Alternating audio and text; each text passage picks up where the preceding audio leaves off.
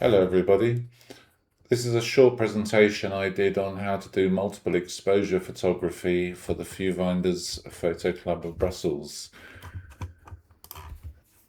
It's a great way to have fun and add creativity to your photos. The process is very simple. And with digital cameras, it's very easy to shoot multiple exposures without wasting film, obviously. It's mainly about experimentation. So you just try out new ideas and see what works best for you. It's a fun, easy way to experiment with photography. Most of the modern digital cameras have a blend mode when you select multiple exposure mode from your menu at the back of the camera. Basically, there's usually four options. Dark just merges the darker parts of the shots. Light merges the lighter parts of the shots. Average just takes an average and bases the merge on that. Or add just merges the images, adding one to the other, which is the same as you would do a multiple exposure with a film camera. You can also select the number of exposures. I usually use two, but you can use as many as you like. You can normally switch lenses between shots and adjust the exposure, etc., but that depends a little bit on your camera. If you're using the add, average, or light modes, then you might need to underexpose your shot by cutting the exposure in half for two exposures, for example. This will mean that the double exposure shots will equal out to a fully exposed image.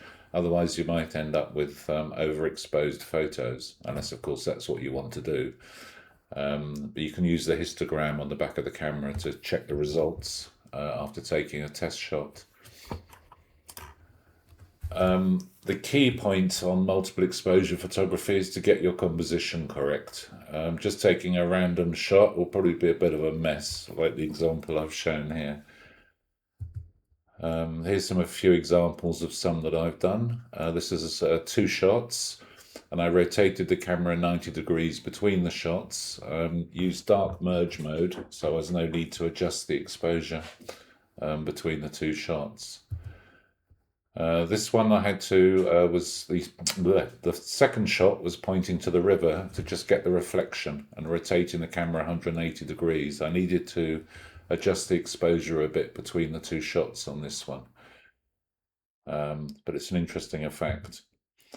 Here I was using intentional camera movement on the first shot by just moving the camera slightly during the shot and then holding it steady for the second shot. I used add mode here as I wanted the picture to be blown out a little bit. Here we go. This is a multiple shot of fireworks. This was using a piece of black card in front of the lens to mimic multiple exposures. I did 3 shots for this one. Okay, taking selfie shots, but using the camera on a tripod and using the camera timer, and then really being silly with that one. So basically, experiment, have fun. Tons of ideas are available for this sort of shoots on YouTube, etc. But all in all, have fun. I hope you enjoyed.